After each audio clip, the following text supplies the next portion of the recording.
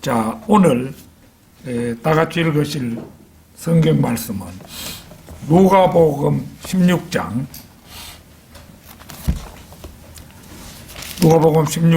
19절에서 31절까지 말씀입니다.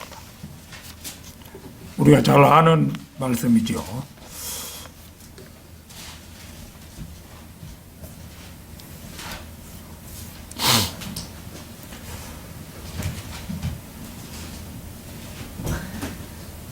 누가복음 16장 19절에서 31절까지 말씀 다 찾으신 줄 알고 받들어 읽도록 하겠습니다. 어떤 부자가 있었는데 그는 자색 옷과 고운 베옷을 입고 매일 호화로운 생활을 하고 있더라. 또 나사로라고 하는 어떤 거지가 있었는데 온몸에 헌대가 난 채 그 부자의 문전에 누워서 부자의 식탁에서 떨어진 부스러기로 배를 채우기를 바라니 심지어 개들이 와서 그의 헌대를 핥더라. 그러다가 그 거지가 죽었는데 천사들이 그를 아브라함의 품으로 옮겼고 그 부자도 죽어서 장사되었더라. 부자가 지옥에서 고통받는 중에 눈을 들어 저 멀리 아브라함을 보았더니 나사로가 그의 품에 있는지라. 그가 소리질러 말하기를 아버지 아브라함이여 저를 불쌍히 여기셔서 나사로를 보내시어 그가 자기 손가락 끝에 물을 적셔 내 혀를 식히게 하소서. 내가 이 불꽃 가운데서 고통을 받고 있나이다 라고 하니 아브라함이 말하기를 아이야 너는 생전에 좋은 것을 받았고 나사로는 나쁜 것을 받았음을 기억하라. 그러나 이제 그는 위로를 받고 너는 고통을 받느니라. 이 모든 것 외에도 우리와 너희 사이에는 커다란 구렁이 놓여 있어서 여기에서 너희에게로 건너가고자 하여도 갈 수 없고 거기에서 우리에게로 건너오고자 하여도 올 수 없느니라고 하더라. 그가 말하기를 그러면 아버지여 내가 당신께 간구하오니 당신께서 나사로를 내 아비 집에 보내어 주소서. 나에게 5 형제가 있으니 그가 그들에게 전가하여 그들로 이 고통의 장소에 오지 않게 하소서라고 하니 아브라함이 그에게 말하기를 그들에게는 모세와 선지자들이 있으니 그들에게서 듣게 하라고 하더라. 그러자 그가 말하기를 아니옵니다 아버지 아브라함이여 만일 누군가가 죽은 자들로부터 그들에게 가면 그들이 회개하리이다 라고 하니 아브라함이 그에게 말하기를 만일 그들이 모세와 선지자들의 말을 듣지 않는다면 비록 누가 죽은 자들로부터 살아난다 해도 그들을 설득할 수 없을 것이니라 하니라고 하시더라. 자, 위대한 말씀이죠. 자, 이 시간에는 누가 죽음 저쪽의 누가가 아니고 죽음 저쪽의 일을 무엇으로 알 수 있는가? 누가까지 넣으려고 하면 제목이 너무 길기 때문에 죽음 저쪽의 일을 무엇으로 알 수 있는가? 이런 제목으로 말씀을 드리겠습니다. 세상 사람들은 너나 없이 다 죽음을 두려워하죠. 그래서 우리 속담 가운데도 개똥밭에 굴러도 이성이 좋다라는 속담까지 있습니다. 이것은 아무리 천하고 고생스럽게 살더라도 죽는 것보다는 사는 것이 낫다는 뜻의 말입니다.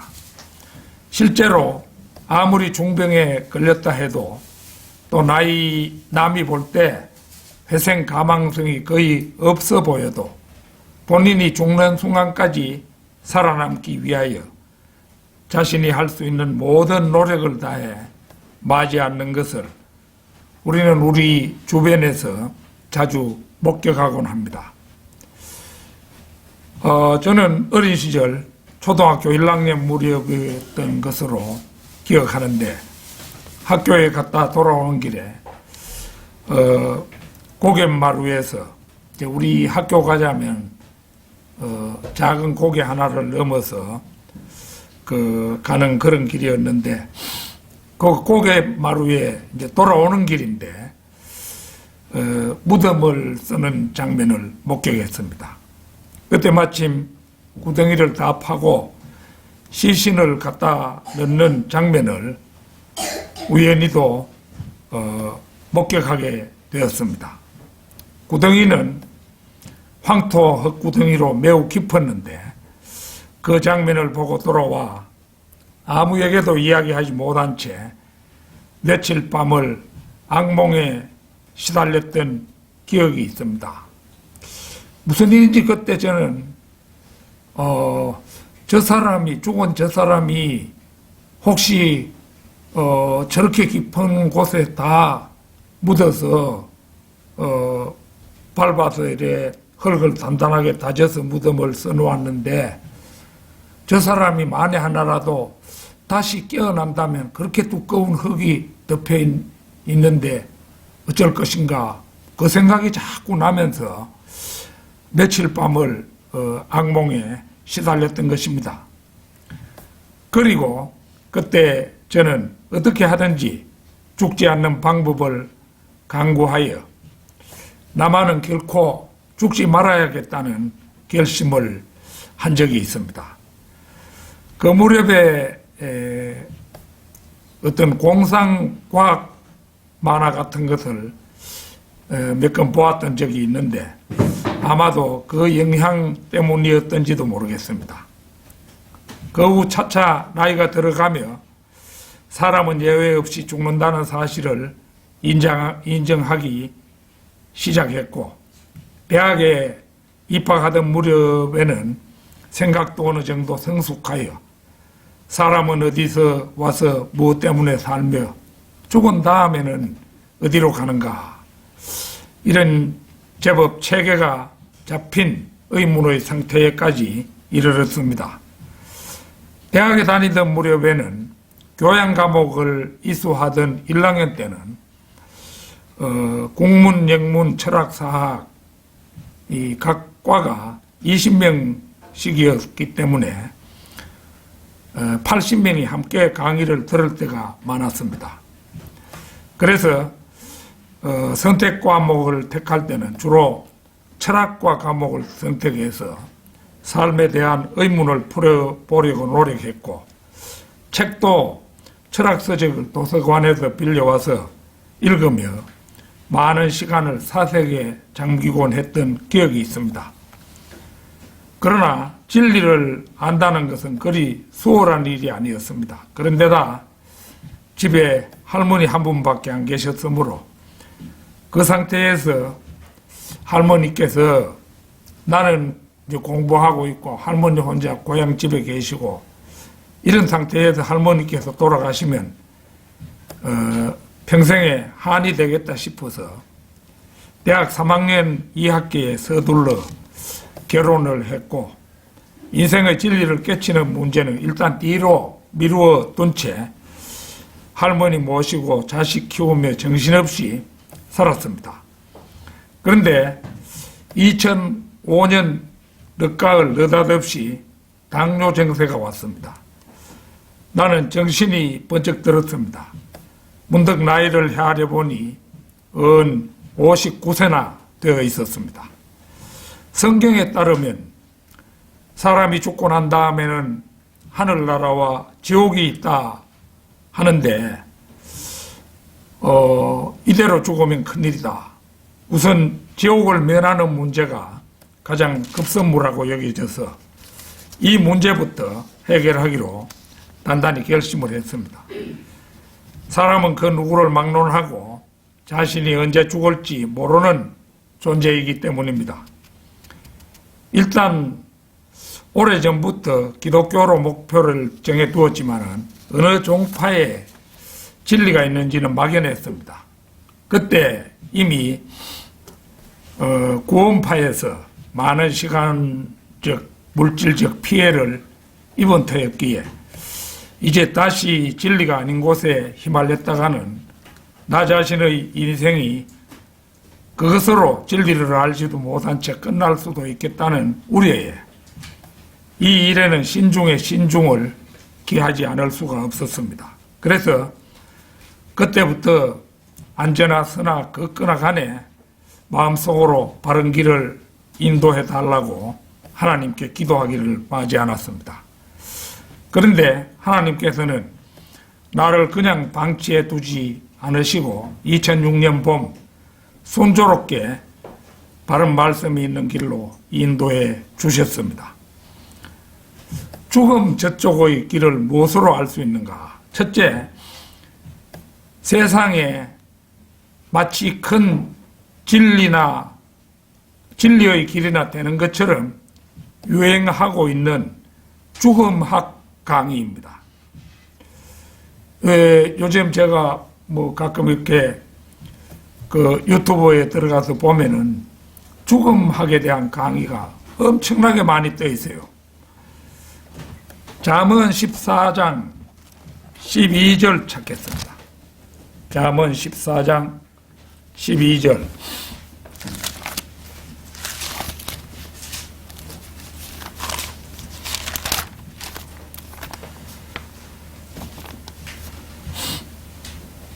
사람에게 옳게 보이는 길이 있으나 그 끝은 죽음의 길들이니라. 이 말씀은 잠언 16장 25절에도 글자 한자 가감 없이 나와 있는 잠언에서 가장 위대한 구절 중의 하나이며 성경 전체에서도 가장 위대한 말씀 가운데 하나입니다. 옳게 보이는 것이 항상 옳은 것만은 아닙니다. 어떤 것이 옳은가를 시험하려면 그 열매로 시험하면 됩니다. 선음적 귀납법에 따르면 이것이야말로 가장 과학적인 방법입니다. 그런데 이상하게도 과학자들과 교육자들은 사람들의 도덕적 행동과 연관해서는 이 방법을 절대로 사용하지 않습니다. 옳게 보이는 길은 대개가 겉보기에는 매력적입니다. 즉 이론상으로는 좋게 보입니다. 그러나 마태복음 7장 13절은 이는 멸망으로 인도하는 문은 넓고 그 길이 광대하여 거리로 들어가는 사람이 많으나 이렇게 말씀합니다.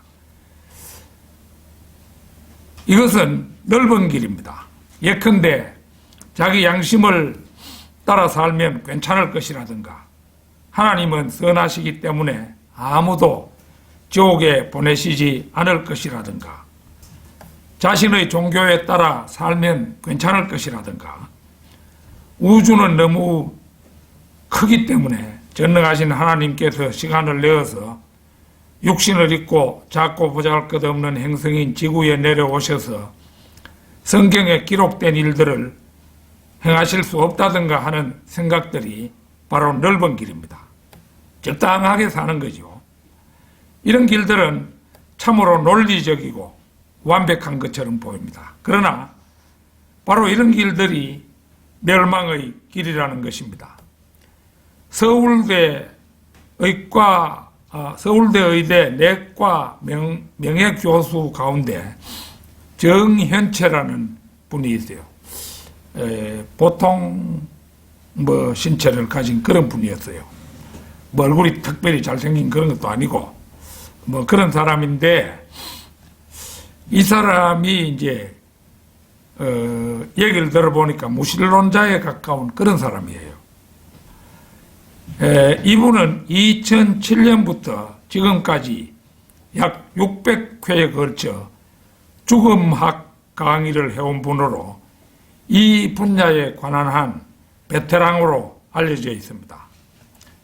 이분은 2018년에는 자신이 방광암에 걸려서 이 방광에 암세포가 넓게 전이되어 있는 바람에 방광과 전립선을 몽땅 드러내고 이제 자기 소장을 60cm 정도 잘라내어서 그것으로 방광을 만들어 넣음으로써 3년째 생존하고 있는 그런 사람이기도 합니다.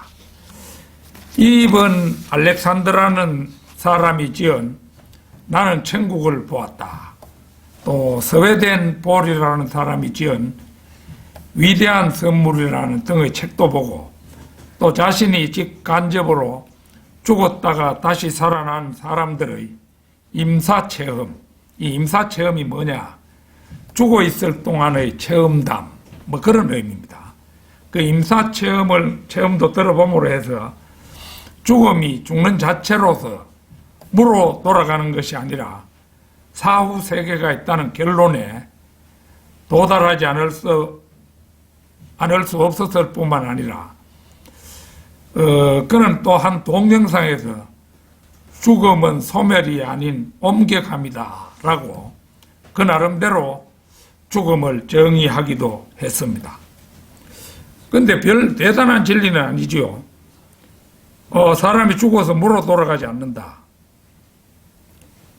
죽음은 소멸이 아닌 다른 어떤 곳으로 옮겨가는 것이다. 뭐 그 정도 생각이 뭐 대단하다고는 할 수 없어요. 그리고 그는 이렇게 강조했습니다. 죽음은 끝이 아니고 차원이 다른 어떤 세계로 옮겨가서 거기서도 어떤 삶을 살게 될 것이므로 죽는 일을 그렇게 두려워할 필요가 없다고 강조했습니다. 저는 어린 시절에 주일학교에서 천당과 지옥이 있다는 오늘의 본문 말씀을 설교로 듣고 특히 유황불이 타오르는 어둡고 연기 자욱한 그곳에 가는 일만은 피해야 한다는 생각을 하고 있었는데 이 정현책 교수의 말은 가는 곳이 어디인지 구분도 하지 않은 채 막연히 죽음은 소멸이 아닌 옮겨갑니다. 이런 정의를 내린다는 것은 제가 보기에는 아주 맹탕 중의 맹탕이라는 생각이 들었습니다. 이것은 비유하자면 마치 쥐약인지 몸보신하는 약인지 구분도 하지 않고 무조건 먹기만 하면 몸에 좋다는 생각을 하는 것과 다름이 없다고 생각을 합니다. 전도서 9장 10절을 찾겠습니다. 전도서 9장 10절.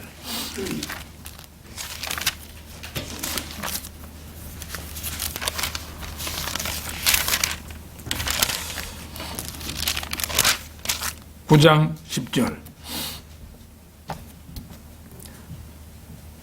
네 손이 찾은 할 일은 무엇이든 힘을 다해 할지어다. 이는 네가 가는 음부에는 일도 없고 계획도 없고 지식도 없고 지혜도 없음이라. 여기서 음부는 지하세계를 말합니다. 이 음부는 오늘의 본문 말씀에 따르면 아브라함의 품으로 일컬어지는 그런 낙원이 있고 그 앞에 오갈 수 없는 끝없이 깊은 구렁이 있으며 그 건너편에는 유황불이 타오르는 지옥이 펼쳐져 있음을 우리는 지금 그 오늘 본문 말씀에서 그 사실을 알 수가 있죠.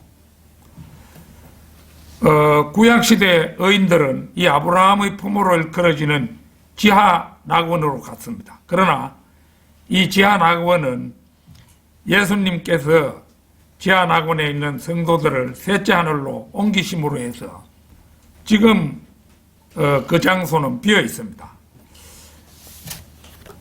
에베소서 4장 8절에서 10절도 찾겠습니다. 에베소서 4장 8절에서 10절. 그러므로 말씀하시기를 그가 위로 올라가실 때에 사로잡힌 자를 사로잡고 사람들에게는 은사들을 주셨다고 하셨느니라. 따라서 그가 올라가셨다는 것은 그가 땅의 더 낮은 부분들로 먼저 내려가셨다는 것이 아니고 무엇이냐. 예수님께서 이제 십자가에 못 박혀서 돌아가신 다음에 땅의 더 낮은 부분, 곧 지옥으로 먼저 내려가셨다는 것입니다. 내려가셨던 그가 모든 하늘들 위로 올라가신 바로 그분이니 그가 모든 것을 충만케 하려 함이니라. 보는 것처럼 이 말씀대로 지하낙원에 있던 구약 성도들은 셋째 하늘로 옮겨졌고 현재 지하세계 곧 음부에는 끝없이 깊은 구렁과 지옥, 그리고 창세기 6장의 그 하나님의 아들들이 갇혀 있는 타타루스, 그게 지하세계에 현재 존재하고 있습니다. 맹렬한 불 가운데 작동하고 있는 지하 감옥인 지옥에는 유황불이 쉴 새 없이 타오르는 속에 교회 시대에 구원받지 못한 죄인들이 모두 그곳에서 일도 없고 계획도 없고 지식도 없고 지혜도 없이 모두 꾸물거리는 벌레들이 되어서 최후의 백보자 심판 때까지 시간을 보내는 곳입니다.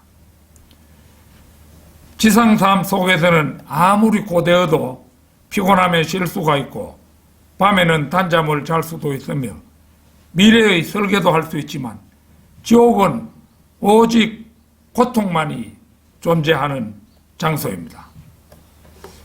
최진실이 잘 알지요. 이 최진실이는 이제 남편하고 이혼하고 난 다음에 아들 키우면서 그렇게 살려니까 막 서글픈 생각도 들었고 이렇게 살아서 뭐하나 싶었던가 봐요. 윤여정이라고 그 조영남이 전처가 되는 사람은 아이들 둘을 데리고 참 여장부로서 훌륭한 삶을 살아서 자식들도 잘 키워내고 했지요. 최진실은 얼굴은 아름다웠는가 모르지만은 그런 기질이 좀 부족했어요. 어쨌거나 이 세상에서 목숨을 끊으면은 이것도 저것도 모르고 그 다음에 편안하리라 생각했는데 그것은 큰 오산이었죠. 죽는 즉시 이 지하로 내려가가지고 유황불이 쉴 새 없이 타오르는 자욱한 연기 속에 거기서 비명을 지르면서 단 1분간의 휴식도 취할 수 없는 거기서 계속해서 최후의 심판 때까지 견뎌야 하니까 그 이만저만한 고통이 아니지요. 그 이제 오늘 본문 말씀이 그런 사실을 전해주고 있습니다. 그런데 죽음학을 강의하는 정현채 교수는 이 교수라는 직책, 이게 세상 사람들에게는 아주 존경받는 직책입니다. 그것도 서울대 교수, 또 인기 있는 의과대학의 명예교수나 되는 사람이 죽음은 소멸이 아닌 옮겨갑니다. 이런 그럴듯한 비진리로 불쌍한 죄인들이 구원받을 길도 차단한 채 잘못된 그런 판단을 하게 하고 있으니 이 얼마나 끔찍한 일이라고 하겠습니까? 제가 보기에는 아무리 높이 평가한다 해도 이 일은 자기 최면 외에 그 이상도 그 이하도 아니라는 생각을 합니다. 실로 마태복음 15장 14절 말씀 그대로 그들은 소경이 되어 소경을 인도하는 자들이라. 소경이 소경을 인도하면 둘 다 구덩이에 빠지는 상황이라 하지 않을 수가 없는 것입니다. 죽음 저쪽의 일을 무엇으로 알 수 있는가? 둘째, 짓는 업에 따라서 윤회전생한다는 불교의 가르침입니다. 불교는 이 나라에서 오래도록 종교 가운데 최고로 신자가 많은 그런 종교였는데 최근에 와서는 기독교가 추월했다 이런데 이렇게 말하고 있는데 지금 현재 기독교를 믿는 사람과 불교를 믿는 사람은 거의 비슷비슷하다고 할 수가 있습니다. 자, 창세기 1장 1절은 이렇게 말씀하죠. 태초에 하나님께서 하늘과 땅을 창조하셨느니라. 성경은 장엄한 우주의 시작과 모든 것의 시작이 있음을 창세기에서 말하고 있습니다. 요한계시록 22장 3절에서 5절도 한번 찾겠습니다. 요한계시록 22장 3절에서 5절입니다. 다시는 저주가 없고 하나님과 어린 양의 보호자가 그 안에 있을 것이며 그의 종들이 그를 섬기리니 그들은 그의 얼굴을 볼 것이며 그의 이름이 그들의 이마 위에 있으리라. 거기에는 밤이 없겠고 그들에게는 촛불도 햇빛도 필요하지 아니하리니 이는 주 하나님께서 그들을 비추시기 때문이라. 그들이 영원 무궁토록 통치하리라. 여기에 나타나는 통치는 천년 왕국 기간에 시작되어서 영원에까지 이어져 대단원의 막이 영원으로 내려지고 있는 그런 것을 말씀하고 있죠. 우리가 믿는 성경 말씀은 막연하지가 않고 시작과 대단원이 있고 혼미하지 않고 일목요연하게 마무리를 짓고 있음을 봅니다. 그런데 불교에는 업이라는 게 있다고 합니다. 업, 이거 카르마라고도 하는데요. 중생이 몸과 입과 뜻으로 짓는 선악의 소행을 말하며 혹은 전생의 소행으로 말미암아 현세에 맞는 응보를 가리키는 용어입니다. 그리하여 이 업에 따라서 무수한 각각의 급, 이 급이라는 것은 1급은 세상이 천지개벽에서 다시 한번 천지개벽할 때까지의 그 세월, 1급만 해도 무궁한 세월입니다. 그런데 불교 이거는 공연히 아주 유식한 채 아득한 것을 얘기하는 겁니다. 그래서 무수한 각각의 급에 윤회 전생하는 과정이 삶이라고 설명합니다. 수레바퀴가 돌고 돌아 끝없음과 같이 중생의 영혼은 육체와 함께 멸하지 않고 생사를 거듭하여 시작도 끝도 없이 과정을 반복하여 돌고 돈다는 것입니다.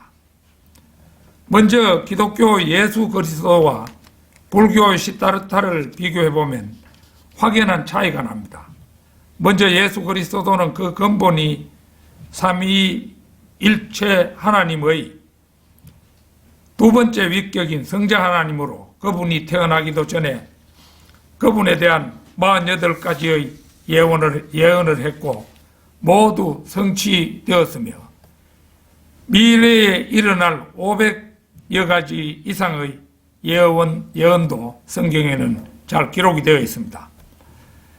이것은 수트라, 베다, 트리피타카, 프라나 등의 힌두 경전들은 꿈도 꾸지 못할 일입니다. 예언에 관한 한 코란 같은 책은 성경과 비교한다는 것은 에베레스트 산과 사막의 작은 모래 언덕 차이만큼이나 크다고 할 수가 있습니다.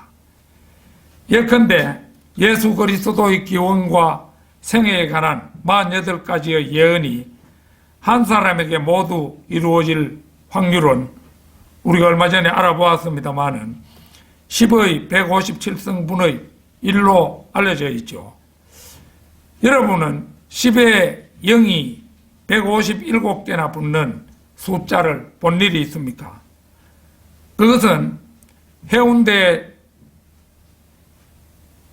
모래사장에서 작은 모래 하나를 가져다가 강원도 경포대 해수욕장으로 옮겨 5m 구덩이를 파고 묻었다가 같은 모래알을 다시 찾아낼 확률과 같다고 합니다. 이처럼 예수님의 탄생은 그분이 오신다는 여러 예언에 따라 정확한 시기에 탄생하신 것이 성경적으로 입증되는 분이시니 이런 분을 두고 마호메트나 시타르타 같은 이를 믿는다는 것은 예언의 성취라는 면에서 볼 때 어리석다는 생각을 합니다. 불교는 윤회를 철석같이 믿는 종교입니다.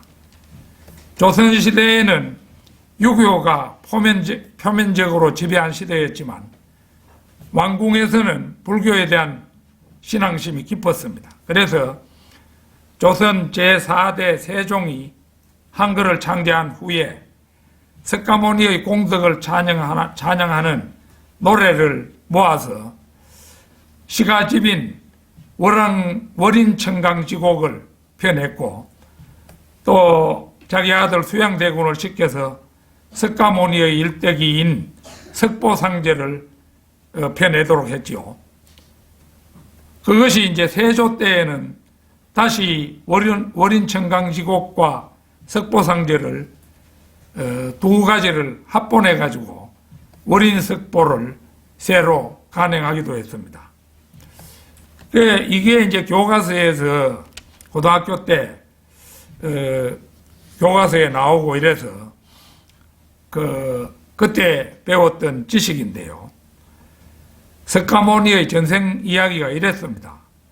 석가모니 전생에 그는 어느 절에서 수도하는 청년이었고 석가모니의 아내가 된 야수다라는 절 앞에서 꽃 팔던 처녀였는데 그 꽃 팔던 처녀가 그 청년과 후생에서 부부의 연을 맺기로 그 당시 부처에게 꽃을 바쳐서 기도했는데 그 인연으로 청년은 현재의 그 명형급, 우리가 살고 있는 이 시대를 불교에서 명형급이라 이렇게 부르는데요. 이 명형급에서 이제 이 청년은 인도 카비라성 정반왕의 왕자로 태어나고 꽃 팔던 아가씨는 이웃나라 공주 야수다라로 태어나서 부부로 맺어졌다는 것입니다. 석가모니의 일대기를 보면 성경과 같은 예언은 없고 이런 전생의 이야기가 여러 인물에 걸쳐서 빈번하게 등장하는 것을 볼 수가 있습니다. 앞서 주거막 강의 대목에서 언급했던 임사체험도 전생의 증거로서 자주 거론되는 것을 볼 수 있습니다. 그런데 이것은 불교에서 그들은 필연적인 전생의 증거로 보지만 우리 바이블 빌리버의 눈으로 볼 때는 사람들을 지옥으로 끌어들이기 위한 마귀와 그 졸개들의 장난으로 보인다는 점입니다. 또 전생이 국적을 달리해서 이루어졌을 경우는 한 번도 가보지 않은 나라의 사람이 자기 전생의 나라인 외국어를 유창하게 구사하는 일을 두고 이것이야말로 전생 체험이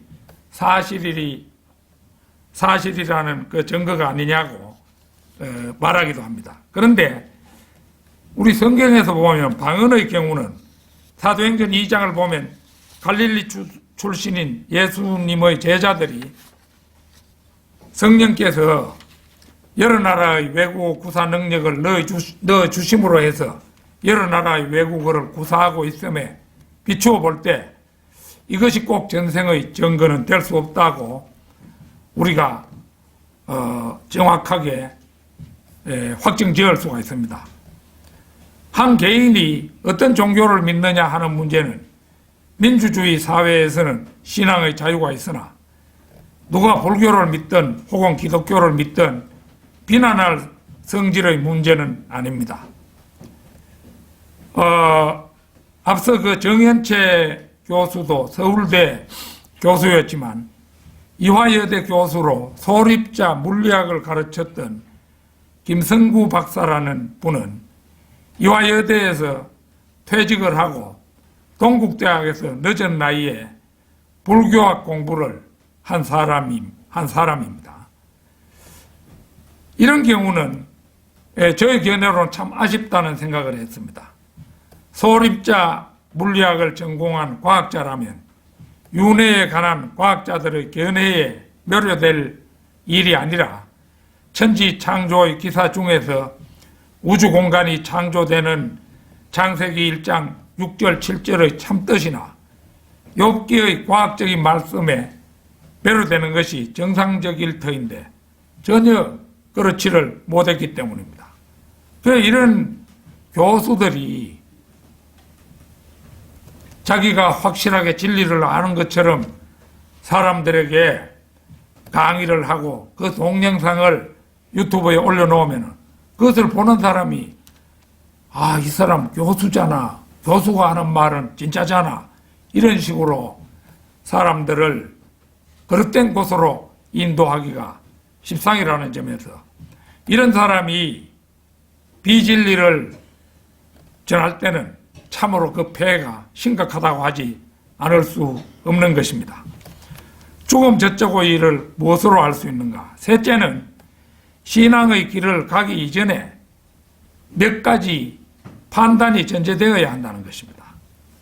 무엇보다도 먼저 알아야 할 것은 우주와 땅을 창조한 그분이 누구인가를 알아야 한다는 것입니다. 유교에 사서 삼경이 있고 불교에 불경들이 있으며 기독교에 성경이 있으면 누구나 모르지 않습니다. 이슬람교에 코란경이 있고 도교에 도덕경이 있으며 대종교, 우리나라의 대종교, 그 단군 종교인 셈인데요. 그 대종교에는 천부경이라는 것도 있습니다. 그런데 수많은 종교의 수많은 경전들 가운데서 우주와 우리가 사는 지구를 창조한 분을 찾아낸다는 것은 냉철한 판단력을 필요로 하는 일입니다. 창세기 1장 1절 태초에 하나님께서 하늘과 땅을 창조하셨느니라. 기독교의 경전 창세기에 이 장엄한 선언이 단도직입적으로 첫머리에 나오고 있음을 우리가 잘 알죠. 그렇다면 이 선언이 참인지 거짓인지 어떻게 아느냐는 것입니다. 저는 개인적으로 이 선언이 참인 증거는 다른 경전에는 이와 비슷한 선언이 전혀 찾을 수 없다는 점이라고 생각합니다. 우주와 지구를 창조하신 분은 전지전능하신 분일 것임은 분명한 일이고 바로 그분이 자신이 아닌 누군가가 거짓으로 내가 하늘과 땅을 창조했다고 함부로 말하는 것을 허락하지 않으셨다고 믿기에 저는 이 창세기 1장 1절의 선언이 거짓이 아니라 참인 것을 확신할 수 있었습니다. 욥기 26장 7절 보겠습니다. 욥기 26장 7절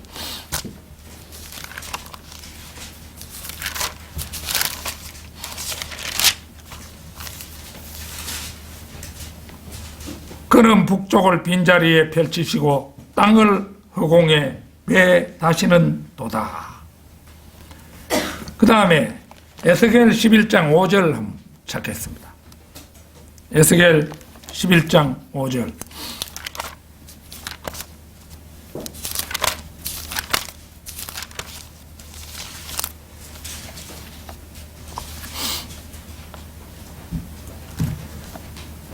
주의 영이 내게 내리시어 내게 말씀하시더라. 말하라. 주께서 이같이 말씀하시니라. 오 이스라엘 집아 너희가 이같이 말하였도다. 내가 너희 마음속에 생기는 일들을 일일이 아노라. 이 하나님은 모든 인간의 마음속에 생기는 일들을 일일이 다 아시는 분이 하나님이십니다. 그러면은 창세기 1장 1절이 이런 말씀들이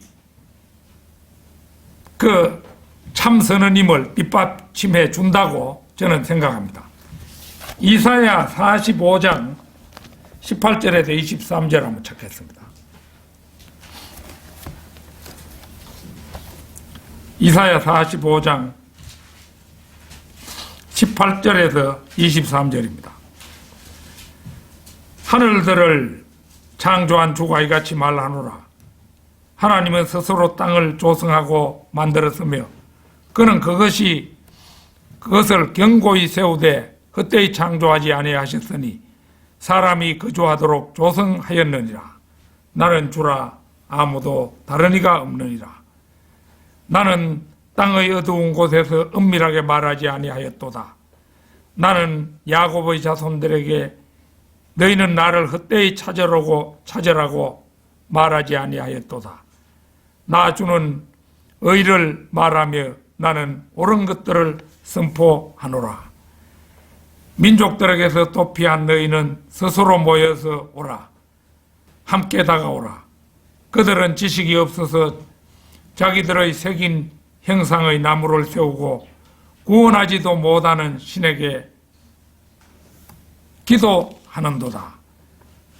너희는 구하여 그들을 가까이 데려오라. 그들로 서로 상의하게 하라. 옛날부터 이것을 선포한 자가 누구냐? 그때부터 그것을 말한 자가 누구냐? 나 주가 아니냐? 나 외에 다른 하나님이 없나니 공의로운 하나님 곧 구주가 나 외에는 없느니라. 땅끝에 있는 모든 자들아 나를 쳐다보고 구원을 받으라. 이는 내가 하나님이요 다른 이가 없음이니라. 내가 스스로 맹세하였으며 그 말이 의로움으로 내 입에서 나갔으니 되돌아오지 아니하리라. 나에게 모든 무릎이 꿇을 것이며 모든 혀가 맹세하리라. 어떻습니까? 이렇게 말씀하시는 분이야말로 참 하나님이시요 진정한 창조주이시라는 믿음이 가지 않습니까? 다음으로 알아야 할 것은 바른 말씀에 입각한 믿음을 가져야 한다는 것입니다. 미국에 가면 영어로 된 성경만도 200종이 넘는 성경이 있다고 합니다. 우리나라에도 성경은 종류가 수십 종은 된다고 봅니다.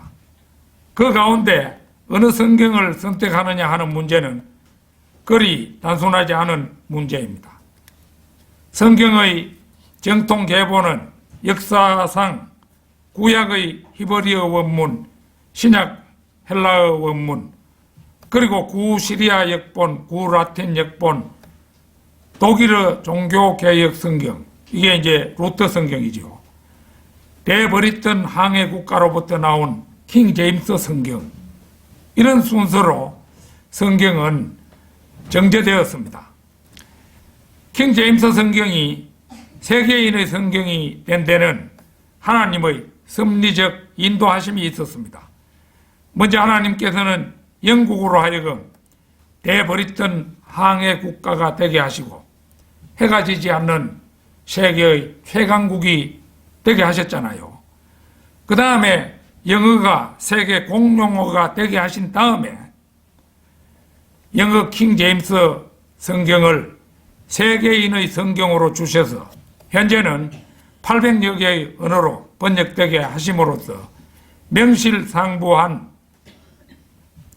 세계인의 성경이 되게 하신 것입니다.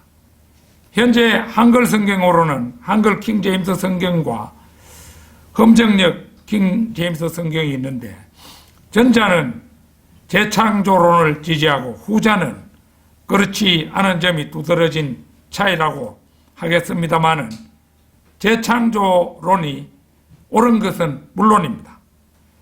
한 가지 더 요청하고 싶은 것이 있다면 그리스도인은 모름지기 우주 속 자신의 위치를 아는 믿음을 가져야 한다는 것입니다. 에베소서 3장 18절 찾겠습니다. 에베소서 3장 18절.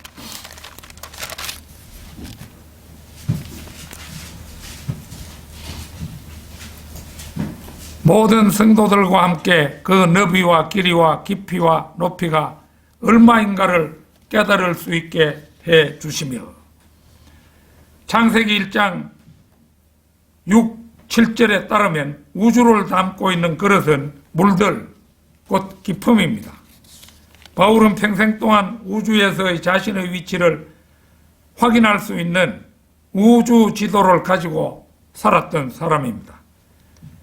저는 지금 이 자리에서 그 배치를 그려서 보여줄 시간이나 여건이 아니지만 성경대로 믿는 사람이라면 우리는 우리의 머릿속으로 그 그림을 그려볼 수가 있습니다. 제가 그 태초부터 계신 말씀, 표지 그림, 그게, 우리 모퉁이 돌 창간 후에 그림을 또 실었죠. 이래서, 그 그림이 우주의 그림인데요. 지구는 우주의 중심에 놓여 있으며 지구의 정북 방향으로 3조 광년을 가면 거기 셋째 하늘 유리바다 위에 놓인 하나님의 보좌 우편에 예수 그리스도께서 앉아 우리를 위해 아버지 하나님께 중보하고 계심을 알고 있습니다. 일찍이 바울은 루스트라에서 돌에 맞아 일시적으로 죽었을 때 그곳을 다녀온 이후로 그 장소와 크기와 모양과 위치와 환경을 잘 알고 있었기 때문에 이 세상에 사는 것보다 즉시 죽어서 그곳으로 가기를 원했었습니다. 결론적으로 오늘의 본문 말씀은 누가복음 16장 이 지옥에 관한 이 말씀은 말 그대로 죽음 저쪽의 일을 우리의 구주 예수 그리스도께서 지상 사역하실 때 직접 들려주신 말씀입니다. 디도서 1장 2절 잠시 찾겠습니다.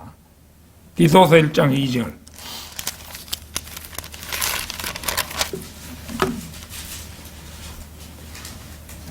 영생의 소망 안에서 주어진 것으로 이 영생의 소망은 거짓말하실 수 없는 하나님께서 세상이 시작되기 이전에 약속하셨다가, 이 말씀에서 보듯이 하나님이신 예수님께서는 거짓말을 하실 수 없는 분이시므로 오늘의 본문 말씀은 모두가 실제로 있었던 일입니다.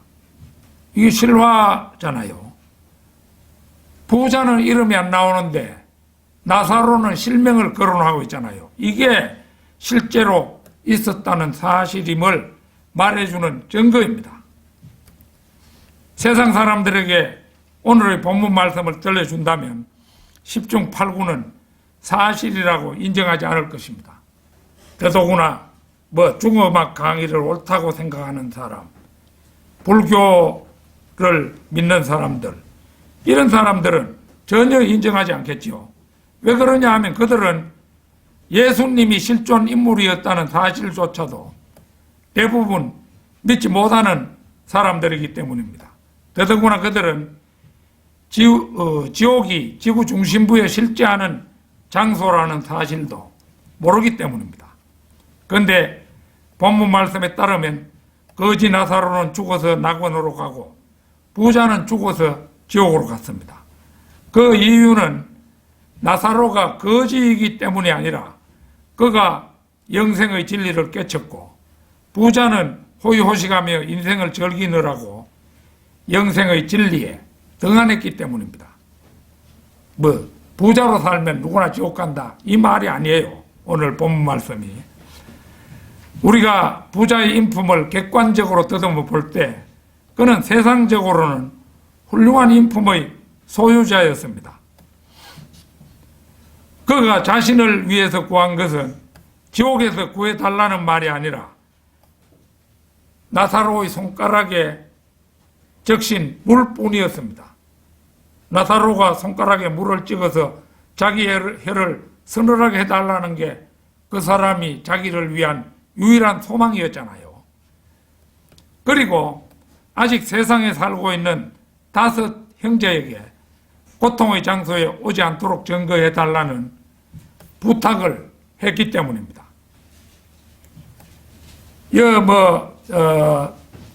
자기가 지금 지옥에 와서 매 시간 매 순간 뜨거워 죽을 지경인데 그 자신의 형제들을 생각한다는 것은 이 사람이 매우 훌륭한 인품의 소유자임을 보여주는 거죠. 그래서 이 부자는 우리의 눈으로 볼 때는 훌륭한 인품의 소유자예요. 그래서 다만 이 부자가 훌륭한 인품의 소유자인데도 지옥에 간 것은 영생의 진리에 소홀했던 것이고, 또 거지 나사로는 어린아이 같은 믿음, 곧 겨자씨만한 믿음을 가졌기 때문이라는 것을 우리는 간과해서는 안 됩니다. 아무쪼록 아직도 구원받지 못한 부모와 형제자매, 그리고 세상의 수많은 지옥행 대기자들에게 뭐 친척 친지 가운데 많겠죠. 최선을 다해서 그들이 지옥에 가지 않는 길로 인도할 수 있기를 진심으로 소망에 마지 않습니다. 다 같이 기도드리겠습니다.